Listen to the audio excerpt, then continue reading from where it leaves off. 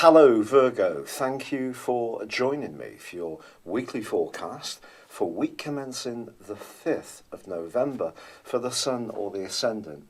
This week sees an exciting new moon in the sign of Scorpio, which for you is all about how you think and communicate, particularly on a daily basis. But this forges a subtle link with Neptune in your sector of communication with partners. So your relating skills are going to be particularly acute with the benefit of this new moon, not just this week, but over the next 4 weeks too. So if you get a hunch about someone's interest in you, if you're single, or about an instinct around an association in business, it's going to be important to listen to it. More challengingly, however, your ruling planet Mercury, which is in a more emotional zone, is also squaring up to Neptune.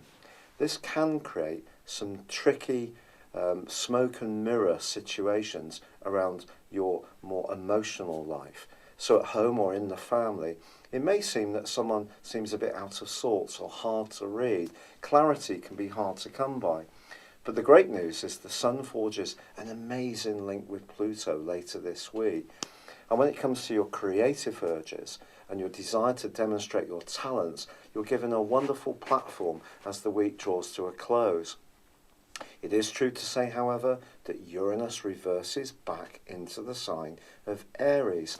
It's going to be here through till next March.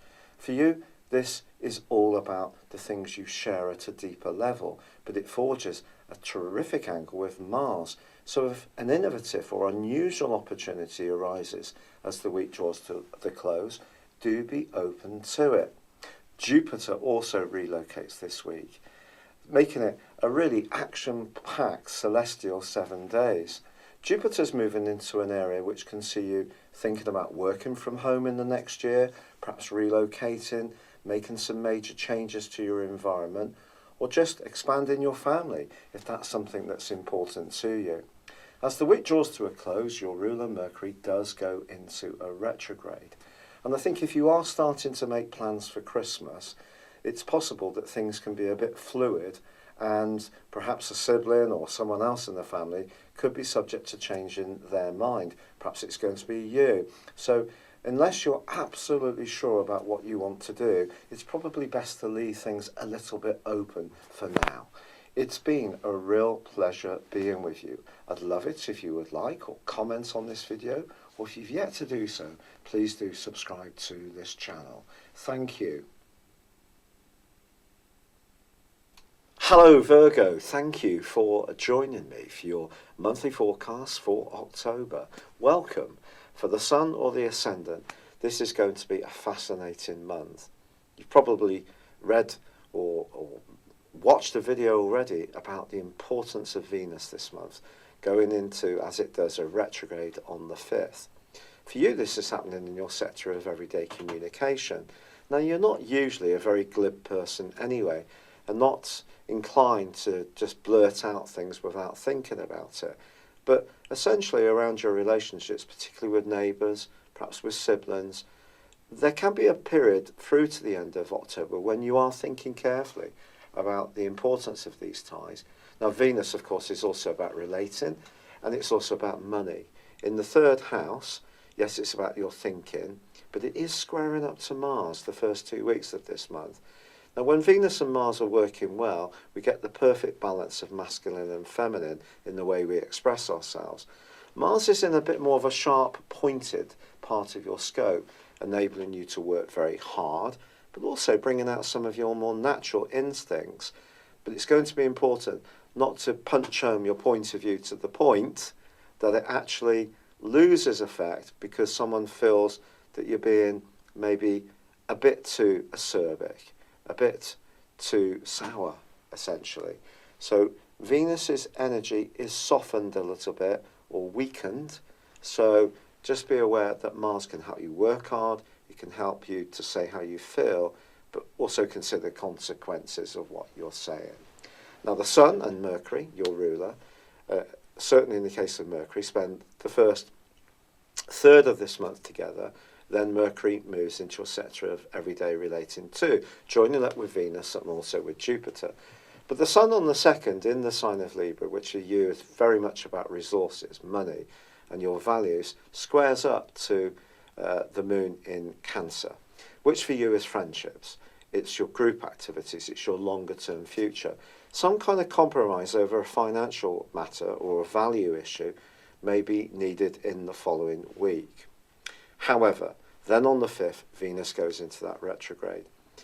I don't think it's the greatest time through to the end of this month to maybe be considering buying a new mode of transport or any new technical equipment, PC, laptop, whatever, because Venus could maybe surprise you because you may rethink some of the ideas you initially have. So I think it's going to be a fluid time, put it like that, especially with Mars's presence there, potentially causing some impatience. Now Uranus, of course, the planet of surprises, had been tangling with Mars from the 2nd week of May pretty well to the end of September. The great news is that that aspect has come to a close. That's something we can all celebrate. It's not going to be repeated again for a while, not across those two zodiac signs of Taurus and Aquarius. But Uranus does stay in a part of your horoscope that's very much to do with freedom, travel, adventurism, a desire for a more stimulating existence. And it's still going to be very influential this month, as I'm going to tell you, as the days go past. But we do have, on the 10th, Mercury, your ruler, moving into the 3rd house, and that can help to sharpen up your thinking a little bit and help to overcome some of the muddliness that could come from Venus, because your communications with others may not be completely clear. Mercury will help a little bit, there's no doubt about that. And in fact, just to tell you, Mercury goes on to forge between the 20th and the 25th a sensational angle to Pluto. So if there is something that you want to tell people about that's important to you, those days can really help you to articulate it in a very crystal clear way. Find time to go for it, therefore. Now we do have at the heart of this month, well, on the 9th to be precise, a powerful new moon, which ordinarily would help you to grapple with your resources over the following month in a potentially improving way. Now, resources obviously can point towards money. This new moon, however, does forge a quincunx with Neptune and also a square with Pluto. So it does require some care. If you're talking about any kind of money-making possibility or venture, especially with someone that you are perhaps known to in a more friendly way, if that's the case, make sure you have very clear terms of reference. If you're getting into something in a more speculative way with any kind of tie, the new moon and Pluto doesn't work quite so well, because Pluto can be about force. It can be about desire, of course, and maybe you could force the pace in trying to make an improvement to your financial affairs, which means that you may benefit, but someone else may be out of pocket. Remember the principle of natural justice with Pluto. We all have to remember this. And I wouldn't think generally you're someone who's going to just splash out money without too much consideration, but even more so, try to resist any impulsive tendencies on the back of this new moon.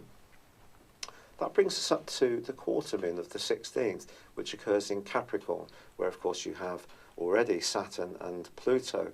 Now this is the part of your horoscope that's to do with joys and pleasures and self-expression, and Saturn could not hardly be linked to any of those adjectives, could it? Saturn's very much about toil, obstacles, graft, really sticking at things. And if there is something that you are developing that is demonstrating your flair, putting in the application and the perspiration is still going to be crucially important. However, on the 23rd, the Sun does move into Scorpio, which I think for you is very, very good, because water is carried by earth. We've only got to think of a riverbed. So as the Sun moves here, it then meets with the reversing Venus. So we have a conjunction. And your words could be very, very potent on the back of this. You could say something highly meaningful and sincere, which could have a huge impact on the listener of your message. But on the other side of the heavens is Uranus. So Uranus opposite Venus, Uranus opposite the Sun. This creates a lot of electric energy, and particularly around your thinking and particularly around your communication. If you tend to encounter someone who's generally a bit resistant to your point of view, doesn't listen much, there's so many people that don't listen these days. They only want to talk about their story. But if you encounter someone who persistently doesn't hear something that's vitally important to you, perhaps an emotional message in an intimate relationship, you could find yourself moving into a much more outspoken mode. And I said to you before about Venus squaring up with Mars, to try not to be too pointed. Well, this will get to the point where you will have your say, because the full moon, which occurs on the 26th, is conjunct with Uranus in the sign of Taurus. It's also going to be forging a grand fixed cross with the North Node, which is in a very tender part of your house. The North Node is known as the dragon's head, and the North Node is very much about opportunities. It's kind of like a mini Jupiterian influence. And since the 10th of May 2017, it's been asking you to embrace the more psychological and spiritual side of your nature. You've probably seen this in your thinking and way of being. But these 4 points come together. The North and South Node cross over the intersection between the opposition between the Sun conjunct Venus and also Uranus. And because it's all fixed energy, that can create a degree of resistance, because fixed likes permanence. It's not fluid like your sign.